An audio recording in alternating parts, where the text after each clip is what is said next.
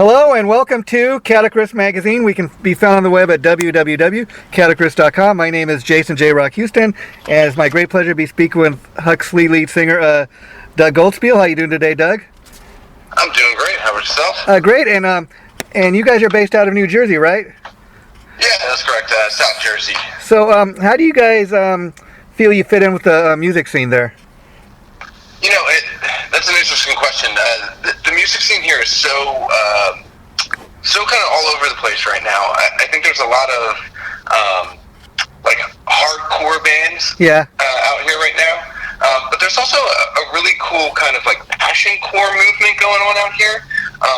So realistically, our kind of active rock, radio rock style is not really kind of the norm out here, but it kind of fits into all those genres where people who like those other genres can really get into us. Yeah, because what's interesting about that is I was checking out the video. You have a lyric video for Second Chances, and then the music video is for Hate Me, and to me those two songs kind of show like two different sides of a band, and I think that's cool because it seems like it's a band that like you said, a lot of people could probably get into.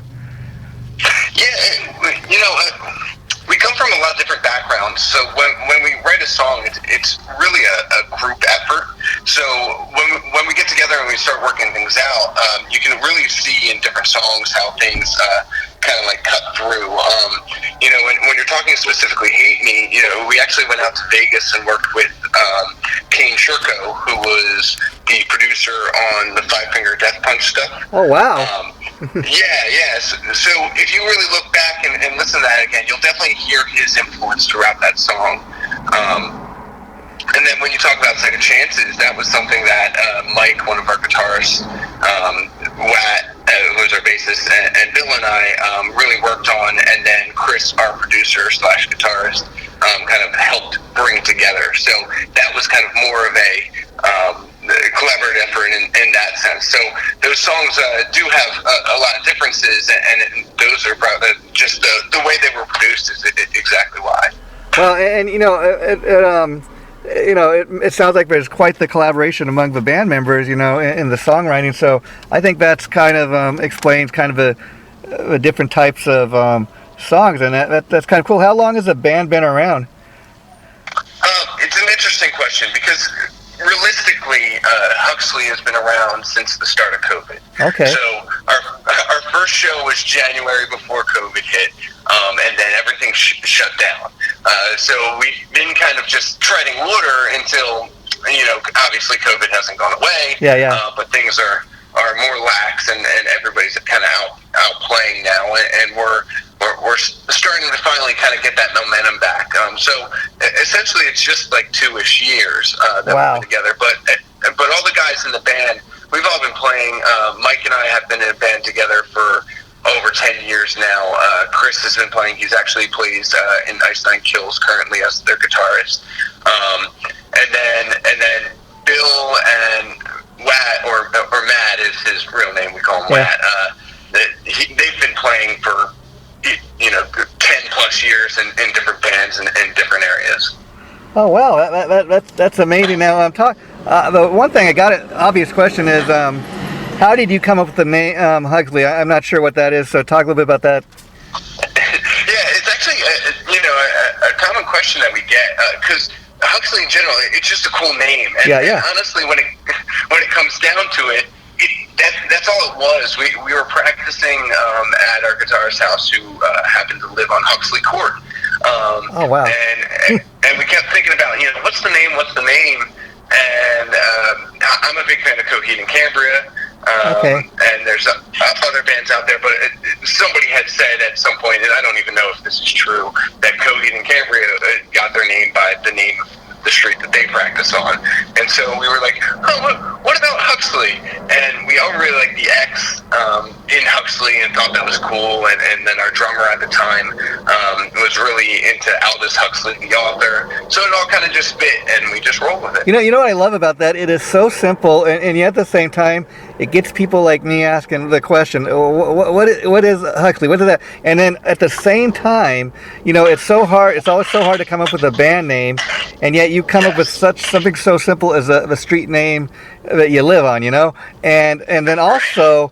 There's probably not too many other bands named Huxley, and what I dig about it, when I was like looking for your Facebook page as far as the band page, all kinds of other things come up, and that's why I noticed the band's page, you got it going by The Huxley, and that way people can find you. This is Huxley on Facebook. Yeah, honestly, what happened is when we figured out the name, we looked online and we're like, okay, let's double check, make sure there's nothing. And we didn't see anything. Yeah. Until we actually went into creation, and then there's a DJ out in the UK somewhere who goes by the name of Huxley. He's incredibly talented, and his stuff is great, but he kills us in terms of social media. So he's kind of our arch rival without even knowing it. And without even knowing it too, like you said, like just to give you an example of what I'm talking about, it still gets people talking about the name, just trying to find the band's page, and you're like, wait, is this the band? I thought it was Huxley. This is Huxley, and then you kind of figure out why. I mean, just to give you an example, I interviewed this guitar player once from this tribute band called Farmer Bob. They do like great covers of classic rock stuff. But anyways, when you put in the name Farmer Bob, the same type thing, you would not imagine all the other stuff that comes up before you even find this band's page. So it's amazing. I think before even people even that's kind of a cool thing about your band's stories.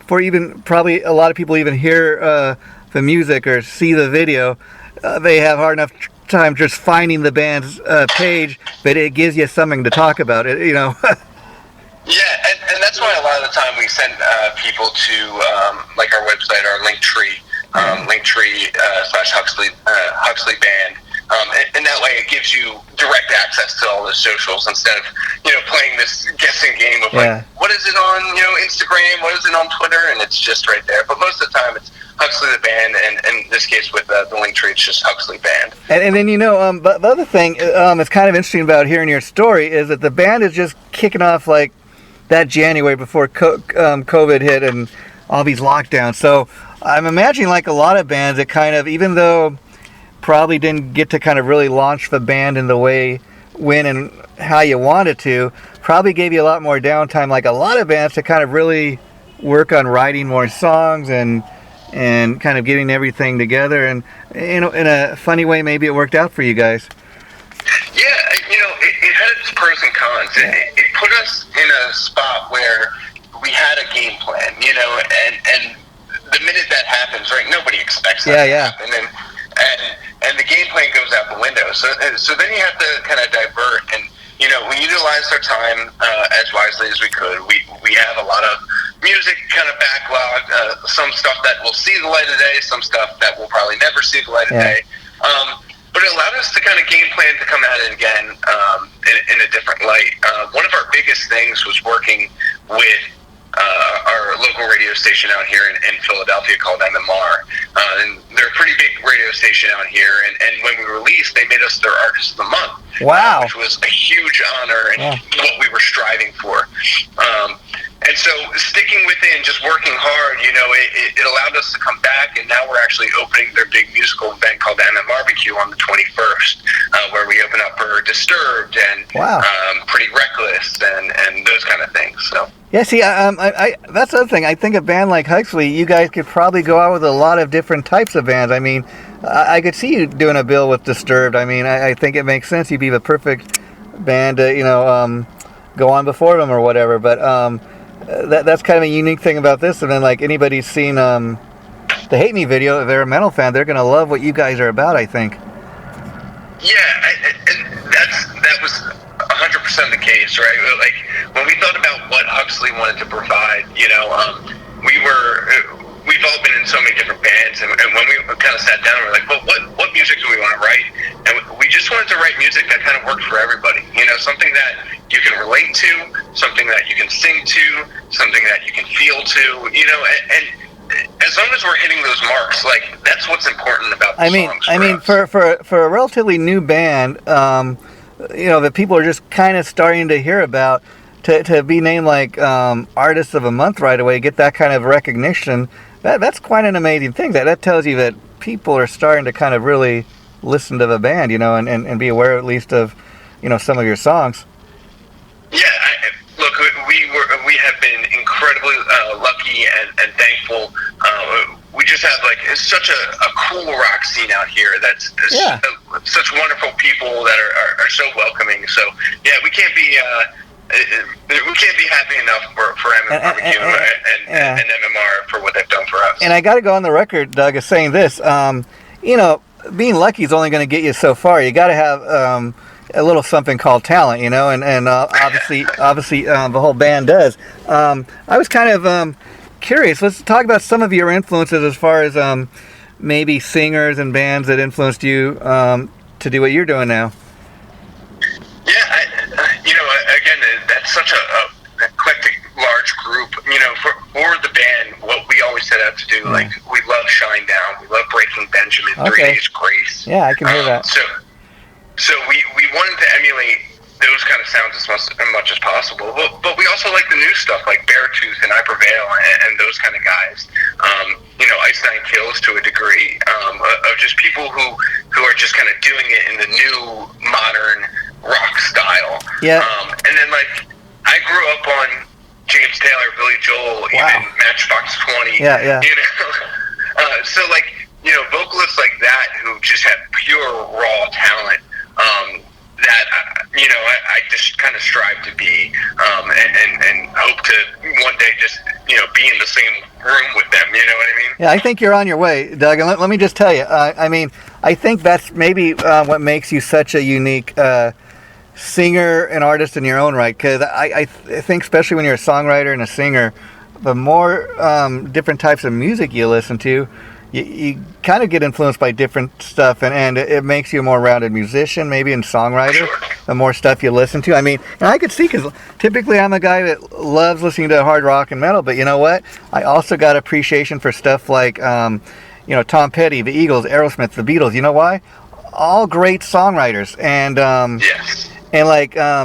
as much as I am into metal, I can't tell you, every time I hear an Eagles song or Tom Petty song, I got to stop and listen to it all the way through. It's just, it's because they're such great written songs, and these are songs that have been on the radio for, at this point, 30, 40 years, that at least I've been hearing it, throughout my lifetime. And so, again, it's just all about the song to me, Yeah, absolutely. No, I totally agree.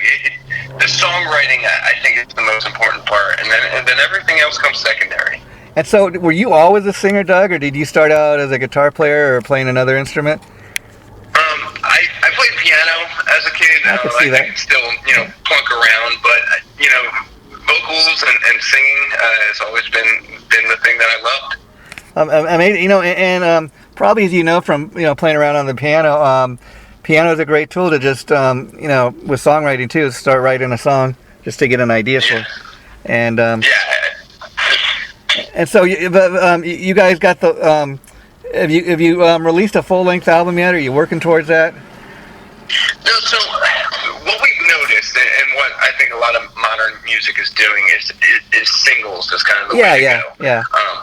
And so I know for the consumer and for the fan, somebody to man, I just want more music, and this one by one kind of trickling in thing is kind of overwhelming at times. It gives us the ability to do so much more. Actually, this Friday we're releasing our next song called Flesh and Bone, which is co-written. Which is co-written by the other guitarist of Ice Nine Kills, Ricky Armolito. And so that song, if you like Hate Me, if you like Second Chances, mesh them together, and you got yourself Flesh and Bone.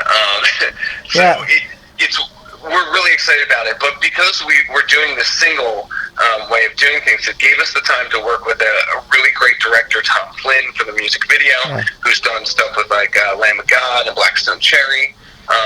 And so ability to take our time and do things right and give people something that's worthwhile to listen to and watch. Yeah.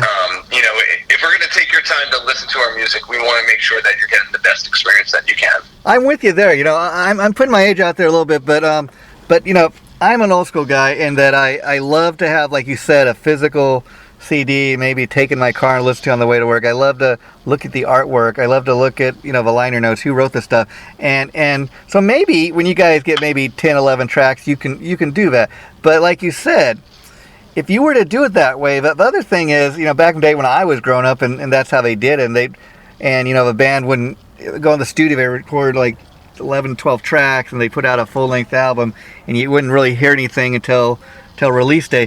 You know, that's old school way of doing it. But also doing it that way, then back in the day they used to have to kind of, well, all the songs, you know, the album's got to have a theme. All the songs kind of have to sound like they fit on the same album. And kind of the modern way you guys are doing it, that's kind of, you don't have to do it that way. You can say, you know what, feel like writing a ballad. We feel like we want to write a rock anthem. Maybe you want to do something like a country metal song, whatever you want to do, you can do that, and it's not as important as making sure everything sounds the same to fit on one album.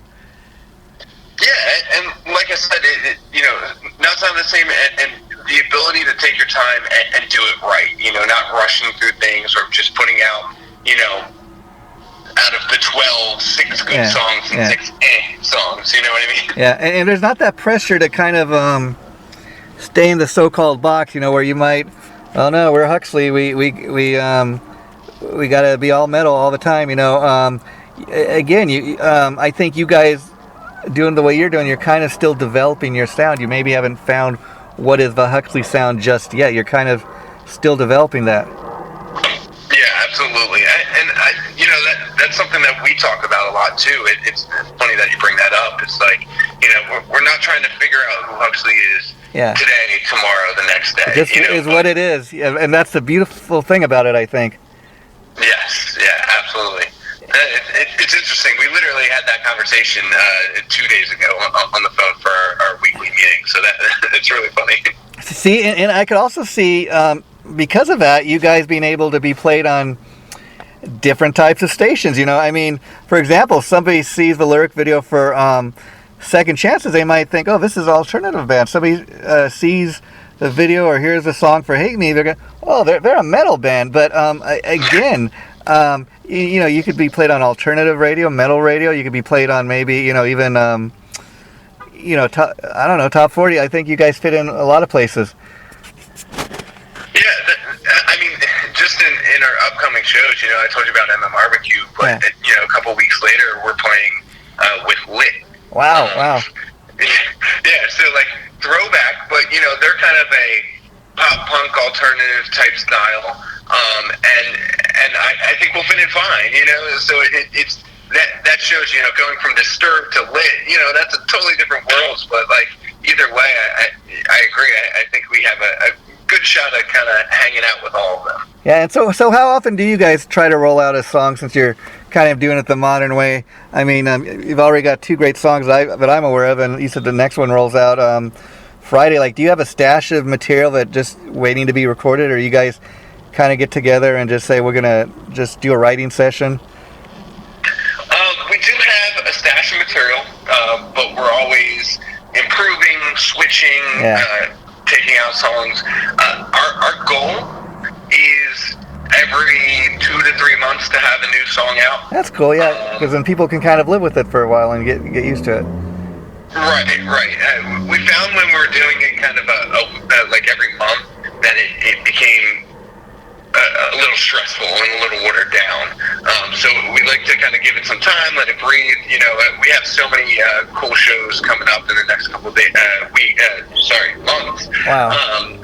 That allows us to like really kind of focus in on those while, you know, Second Chances and Flesh and Bone and Hate Me are just kind of running through those times. And in the time that like the Hate Me video has been out, have you guys played any live shows? I was curious. We played one in Philadelphia at Milk Boy. And so since that was kind of the current song that everybody knows, did you see everybody kind of reacting to that song probably the most? Yeah, I think Hate Me had a really good reaction. we actually, our biggest song, I think, that has the most reaction, I would say, is probably If I Ruled the World. Oh, currently. Wow. Okay. Yeah, that was our original single. So, especially when we're playing like a hometown show like Philly, those fans really enjoy that kind of original style, and we're just kind of getting used to Hate Me. So, If I Rule the World really has a great crowd response. And talk about the power of the internet, Doug. I mean, it's kind of interesting. Like you guys are a band from New Jersey, and yet because of the internet, I'm sure you get people messaging you all the time, telling you how much they love your band, they love your songs, and that's got to be a great feeling. But when you stop and think, there's somebody in the world right now is playing your Hate Me video. Another part of the world where you haven't even stepped foot in, or the band's never played live, and that's got to kind of trip you out, when you stop and think about that. Oh, it's honestly absolutely amazing. So bands, this is not a secret, but bands get the Spotify information through the band app, and I like to sometimes just look in there and see like the different countries that we kind of outreach to. We actually have a pretty good following in Canada, South America, some Europe, and it's not like you'll always get the weird one-off, weird bot that might flow through, but like you'll see consistent plays in those areas, and then you're like, this is wild. Like, who do I know in Canada? And you're like, I don't know anybody.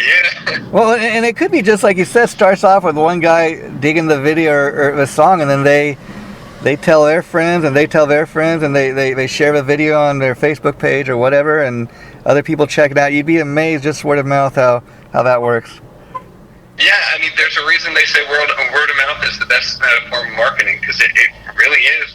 And sometimes I think, any particular band, the fans, I think, that really love what you do, I mean, a lot of times they're going to promote your stuff, I think, a lot better than, say, said record company, for the simple fact that, they're really into the band, whereas even if you're signed to labels, oftentimes that, if you're not the number one band on the label, they're going to maybe drop you in a heartbeat, or they're going to say, oh, well, this band, we're going to move on to the next band or whatever. So a lot of times the fans really know, what's up. Yeah, I mean, you're exactly right. Like, the fans are the most important part about being in a band. And anybody can tell you it's the music or, your marketing or whatever they might say. At the end of the day, it's always the fans. The fans are the most important. What they want, what they care about, the level of respect that you give them, they will know, and so we go into everything that we do making sure that our fans feel cared about and taken care of and part of the family, because without them, it just doesn't happen. And then, I also think the internet and like YouTube is a great tool for bands these days. I mean, when I was coming up, the goal was to not just get your song played on the radio, but to get your video to MTV. And back in the day, I heard all kinds of stories about bands, having to do all kinds of crazy things, or, pay just to get pay to play what they had back in the day just to get their video on MTV. It's not like that anymore. There's no longer really an MTV, and I think it's cool for bands that have that ability to just kind of, create your video and stick it up on YouTube, and kind of right away how fans love it or not. Yeah, I mean, it is honestly the coolest tool to be able to get instant, recognition on what you're doing. Yeah. And having that ability, I mean, really, like, any band will tell you that, oh, we don't look at the comments. Everybody looks at the comments. Yeah. We want to know, right? Like, it's important. And, there's always, you're never going to please everybody. Oh, yeah. If at the end of the day, most people enjoy what you're doing, then you're doing the right thing. And that's the important thing. Like, I mean, you may not be the number one selling band currently. You may very well be one day, but you got enough people that have checked out the Hate Me video that you're doing something right, that enough people are a fan of what you're doing. And I think that's the way you got to kind of look at it, rather than concentrate on all the haters, Yes, yeah. Well, and it's funny, because Hate Me is exactly like that.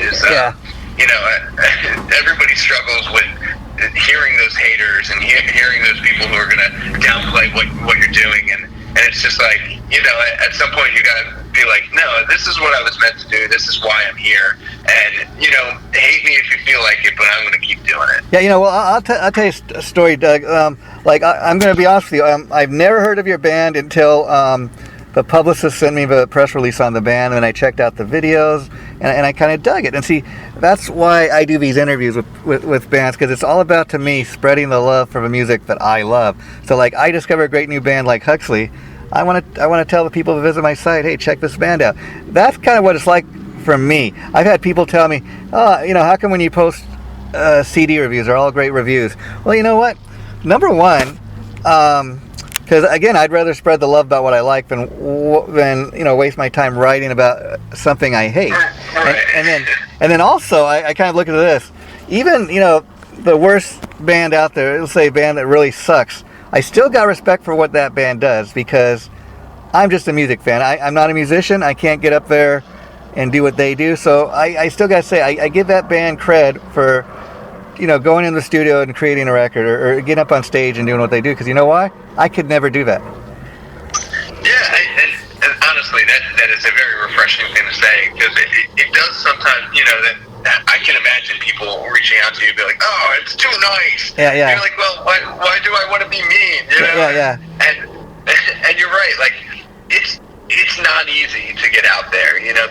There's always going to be people that say things, and that's why, like, Huxley, like, really is all about just being, good people first and musicians second. And before I let you go, Doug, and we wrap it up for today, I got to ask you about the Hate Me video, because that's the song that I really love, and I think that's, if anybody that's really like hard rock metal fan, they're going to love that track, and I'm sure there's more songs like that. And in fact, like you said, after watching that video, the feeling I had was this, man, I wish I could get my hands on a full-length album, and maybe one day we can, but you know what? You left me, the song was so good, you left me wanting to hear. I can't wait to hear what the next song is this band puts out, That's how good it was. Excellent. Yes, thank you so much. And I promise you, I am 100% sure if you like Hate Me, wait until Friday. I hope we knock your socks off. Yeah, I will. I would love to hear your feedback. In fact, I will post the video on our site so people can check that out Friday, and I will leave my thoughts and comments. But I'm gonna be willing to guess that you're dead on about that. The last thing I want to ask you about the Hate Me video. Talk a little bit about the filming and the creation of the video. Like, was it an all-day affair? Because again, look at the video. It looks like something I would have seen on MTV back in the day. It's really professionally shot, I felt. Thank you. Yeah, we got really lucky. We worked with a man named Cyrus, and I don't want to butcher his last name. Yeah, I got you. But Cyrus, he's an unbelievable guy, really talented. He did that music video, and it was a blast. It was all day. We were actually in an old church, I forget the word for it, but it no longer a functioning church, an old church. Wow. And it had so many cool things in there. There's some taxidermy stuff. There was a yeah. pipe. So it was like really cool. And so like we actually, rented some flamethrowers and stuff like that. And we just had fun, It was just like, hey, like just go play your song in the church with flamethrowers. And we're like, yeah, that sounds great. That really was just 5 friends hanging out and playing with flamethrowers with an unbelievable director just kind of helping us along the way. And I just got to say that a little bit I know about the band. You got some, as far as I'm concerned, you got some great people working behind the scenes with the band as far as, your publicist, because just give people an idea. I mean, they've got a lot of great acts that they work with, but I think you guys are reaching that level because, I mean, one of the other acts they deal with is Doyle. He used to be a guitar player in the Misfits. He's a great solo artist now. But I mean, you guys are getting that kind of attention that I think you're only headed up. Yeah, look, Tom is unbelievable. He was such a godsend to find him and be able to work with him. Absolutely a pleasure to work with, and I can't wait to continue to work with him. Yeah, and so I just want to say, Doug, thanks for doing the interview today. I love your energy. I mean, you really did give a great interview, and I think that's the trick, is just doing more of these interviews to get the word out about the band. And I just want to say the interview we did today should be going up about 2 weeks. I'll let I'll let you and Tom know as soon as I have a concrete date for that, but it's looking like sometime in the next 2 weeks. And I think you and I are now friends on Facebook. I just want to say, let's keep in touch if you're happy with the way this went today, because I'd love to do it again, and as often as we can, promote all your songs. Yeah, absolutely. I'm always here. I love to talk. So yeah, this has been a lot of fun. I really appreciate your time. Okay, take care, buddy. Thanks again. Thanks. Anytime. Bye-bye.